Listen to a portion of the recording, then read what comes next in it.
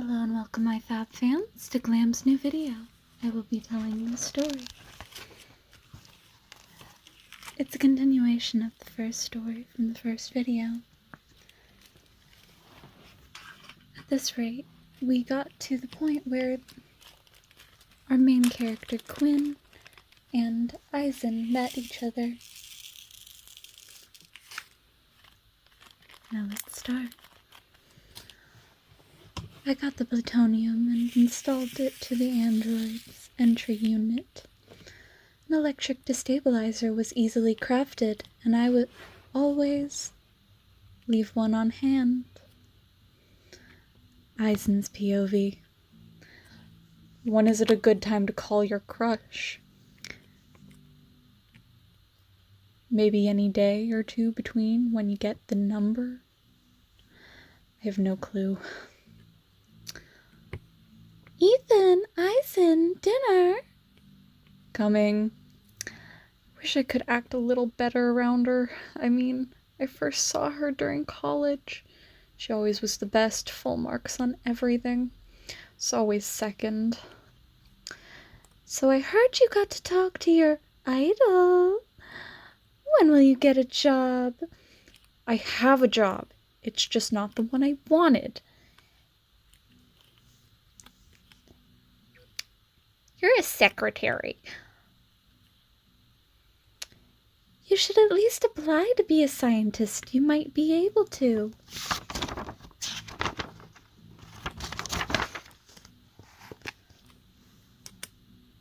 I don't know. Maybe you'll be able to work with your idol. You see here, I got you an application. Just fill it out and turn it in. I doubt I will make it. Oh, dearie me, I know you'll make it. Just need some confidence. I don't know. You'll never make it if you don't try. I'll give it a shot. I don't even know if I can work side by side with the girl of my dreams. Mama, when will Dad come back? He's been gone for weeks. He might never come back. I miss Dad. I know, me too, sweetie, me too. She did say her brother went to one of the fights and didn't come back. Just like Dad. I really do miss him. Maybe we could work together to find the people that went missing. There is no way I could do that. I'm so glad I could keep my cool.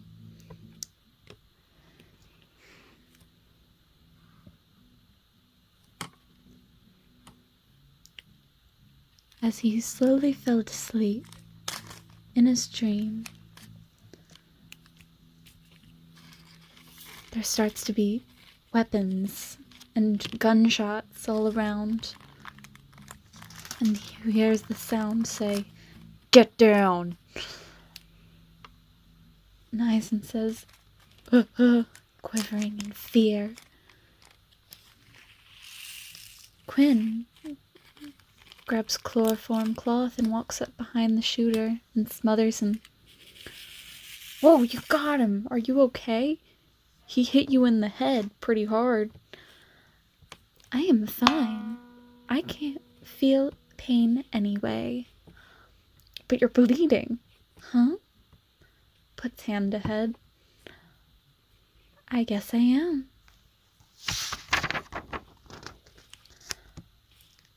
We should get you to the infirmary. I can do it myself. Calmly walks away to the office. Wakes up in a hush. Eisen, looks down. Darn it. His mother says, "Honey, get ready to go." Fudge, I have to deal with this. Today was my job interview, and boy, I was nervous. That's putting it lightly. There were so many things I have to be worried about. I barely knew the place I heard something about. And as far as I knew, Quinn could be there. The interviewer. Luckily she wasn't, but the person who did the interview could have been nicer about it. He just kind of glared at me through the interview, which didn't really ease the anxiety very much. Nonetheless, I'm pretty sure I did well. I'm not sure if I have the job yet, but I'd say there is a good chance I did. Chapter 2. New Beginnings. I got the job! And I'm starting next Monday. Maybe I can text Twin. Hey, it's Eisen. Hello? You there? It's Eisen. Did I get the number wrong? Dude, what? Oh, hey, I got it right. Hello. Why didn't you respond right away? 'Cause I have a life. Oh, how are you doing? Good, and how are you? What? The actual chicken nugget.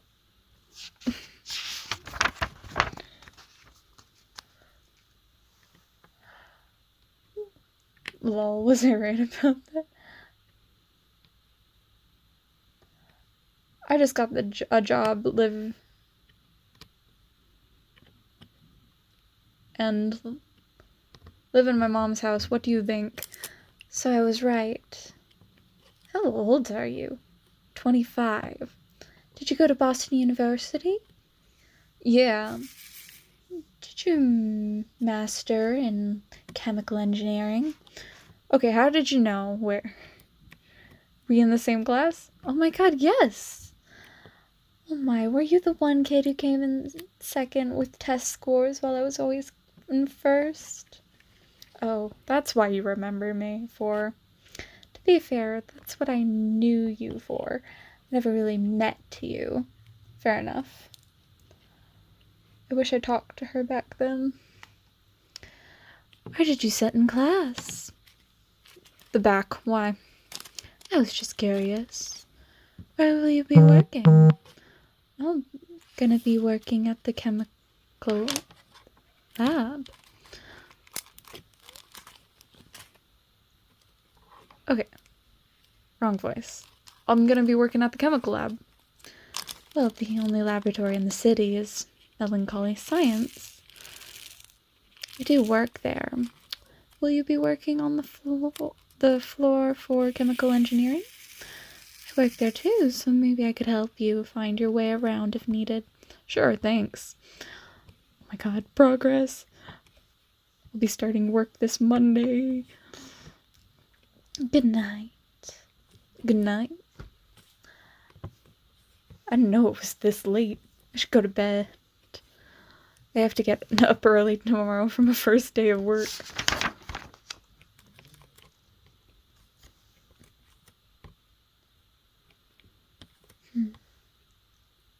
I know, but we need the money. I'm pretty confident in this one, the Father Weisman said.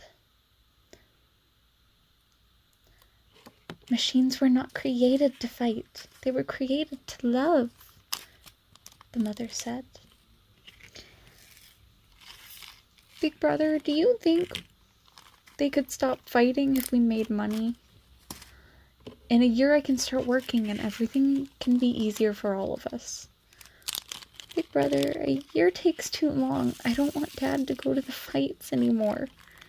Everything will be fine. Dad's not going anywhere. Big brother? Yeah, I'm scared. It's okay. I won't let anything happen to you. Or to Dad. Even Mom is safe, okay? Okay.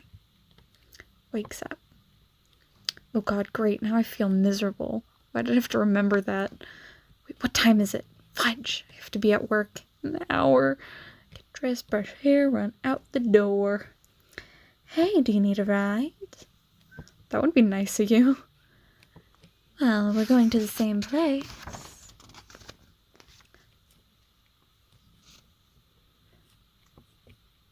How did you know start working today? Boss sent an email that we had a new member starting today. Along with you saying new job and working at the same place as me, I put 2 and 2 together. You catch on fast. I guess. Can't believe I'm sitting in the car with her.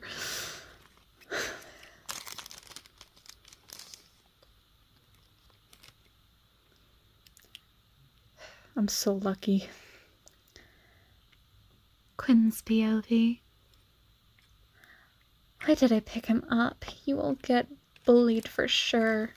The guys all over the lab are trying to get with me. I think we met before, when we were younger, time before the incident. Here we are. Thanks for the ride. Now that I think about it, our parents were friends. We used to hang out at the park together. See you later. See ya. I remember my parents were fighting one night. I was 6 or 7. Went to the park. There was drunk guys trying to grab me, and he protected me. He got hurt pretty badly that day. I wonder if they still remember. Eisen's POV.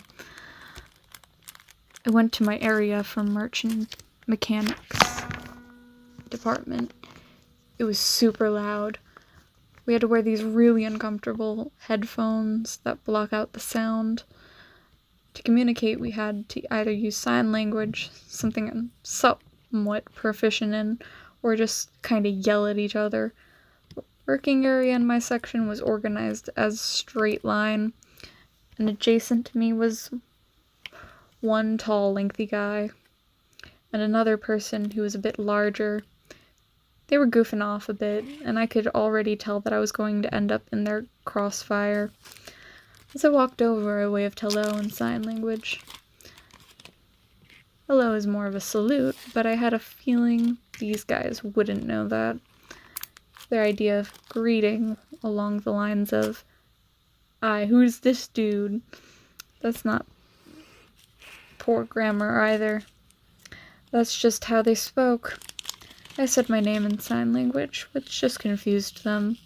Took a mental note to brush up on my yelling volume. I began working on an assignment project called something like Project Euphoria.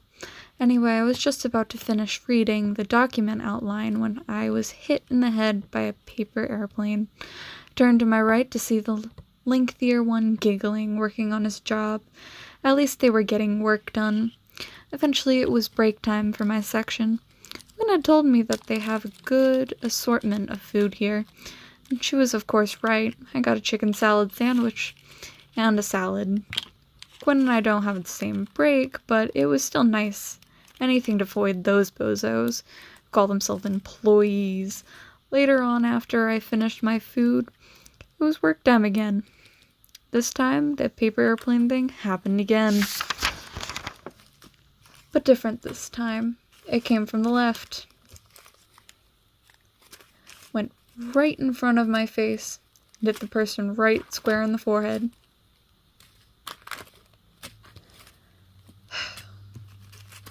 The person on my right looked at me angrily, then punched me in the arm, which hurt, by the way, and continued working. Needless to say, I was glad the day was over. Luckily, Quinn showed up and asked if I wanted a ride home, to which I agreed. I was glad to see a familiar face again. Also, she drove me up, so it's not like I had much of a choice. The ride home wasn't too noisy. It was quite peaceful. Could definitely get used to the attention from the one girl I've had my eyes on for a while. She is quite brilliant, no wonder. Everyone likes her. Out of anyone, I doubt she would ever have feelings for me. Quinn's POV. What if I'm scaring him away? Most people are intimidated by my status. Smile's kinda cute. No. I have to keep focused on my goal. I have a small idea on where these fight things go down, but they're all from far out of the city.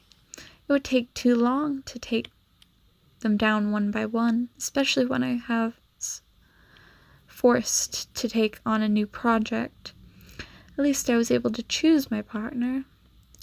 I should map out all the places my brother could have gone.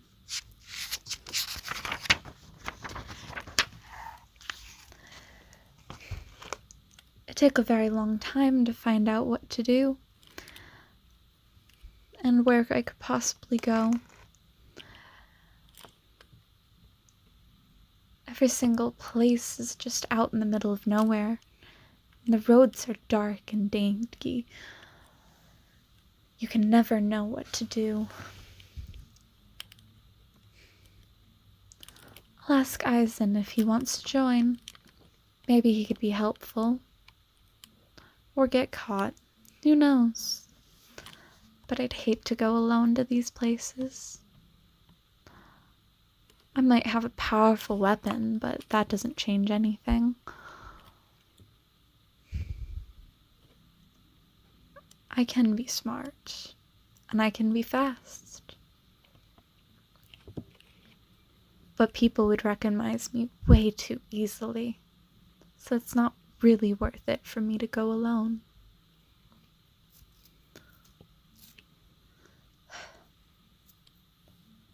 Even if he might not look strong or anything, it's better than going alone. I also would have to conjure up a disguise. I wouldn't want a person to recognize me. I am an inventor. It would be way too easy to see me and recognize me, especially if they're part of the games. And as I say this, I texted him. Okay, Eisen, this might sound crazy, but I have made a plan to check out the fights and take them down one by one. Are you crazy? How would you even manage that? Destruction. I did tell you about the creature I was creating. Remember? That's true, but, how do you know if it even works? How would you know if they'll even win? You don't want to get caught up in that. It's dangerous. I'm asking you if you want to go. At the end of the day, I can't risk getting caught. I can always create another machine. But you? It wouldn't matter either way. Though we have to look like we're not involved with each other if we do this. I could. I should. If it means helping. But you have to promise me one thing. If I do this for you, make sure my family stays okay. And find my dad. He went to one of the fights and disappeared long ago. I'll promise that to you. Sure, why not? I don't mind. But I'm pretty confident in my machines. I'm just not confident in not getting caught. Nobody would recognize you. But anyone who sees me would recognize me. I might still be in disguise, but it's easier. The reason I'm doing this is for my brother, who went missing. We have similar motives to go to them and try to save our family. I wouldn't mind helping you. If it means for our families to be safe. I'm glad you agree. After this, we made a lot of plans of what to do. At the end of the day, I did map out where a bunch of them are. I could be missing some, though. But we will start with the first house. Rescuing those lost souls. He was shocked to see that it worked out really well. My plan worked. My creature might not be the coolest looking creature or the strongest. No, they're very weak. Before we even got our turn, we saw the main villain of the show take down so many and violently destroy them. The man running the show His animatronic was that of an ape. Very similar to humans is the model that he chose.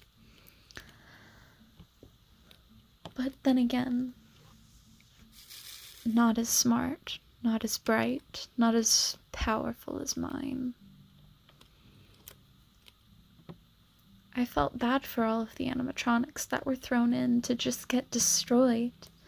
All bets were on the big bad. So when we finally got our chance to jump in the ring, he beat the absolute madness out of my creature. But right at the end, when the ape took a breath, thinking he had already won, the master put his hand on the thing and tried to crank it. But before that, my creature got up, stared at the monkey in its wildest behavior, and just zip, zap it into nothingness. That ape was nothing more than a pile of dust now. Then 10 different guys started jumping in the ring to capture it, as if it hasn't already won, that they were angry that they lost. They all were zapped to nothingness too. Nothing but powder on the floor. And as me and Eisen backed the mastermind into the corner, onto the trapdoor, I pulled the lever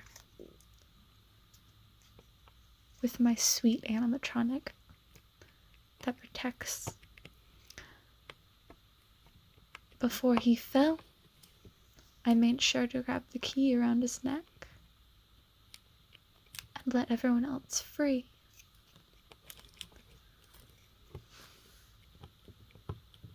That's the end of him, as he started getting ripped apart by all the animatronics he set to doom. I hear his scream in the distance. Me and Eisen finally found our lost family members. They are safe now. My brother and his father and everyone else who was trapped down there because they failed against the mastermind. But he's not much of a mastermind. I am the mastermind. I'm the creator of all animatronics.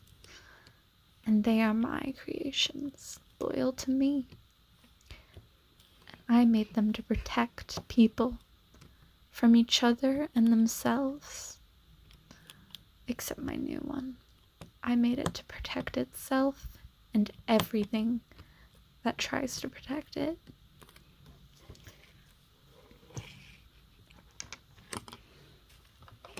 You never know what will go wrong. I based this story off of a music video. The song Radioactive. The music video gave me an idea, and I turned it into this. You can be really creative. Bring a story to life from nothing. If you watch the music video, you'll understand where I got the idea from. And I hope you enjoyed, since I try very hard to write. This is a very old story from when I was a freshman in high school. Never got to finish writing it. Back then, I finished it for you guys. It's only going to be a short story. I don't plan on making it any longer. That'd be a little boring. Have a great night, my Fab fans. And I hope you enjoyed the video.